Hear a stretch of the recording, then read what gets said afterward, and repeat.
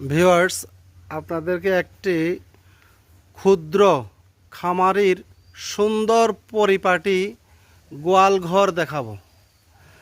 তো আমরা সাধারণত খাদ্যের পাত্রগুলা ভিতরে দিয়ে থাকি, তো উনি বাহিরে দিয়েছে। ওনার সিস্টেমটা দেখেন, উনি লোহার পাইপ দিয়ে এই সিস্টেমটা করেছেন।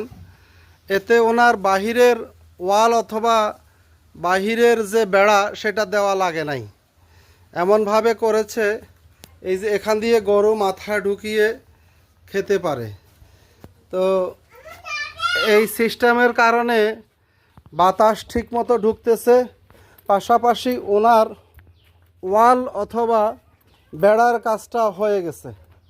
তো আপনারা চাইলে আপনারা এই ধরনের সিস্টেম করতে পারেন।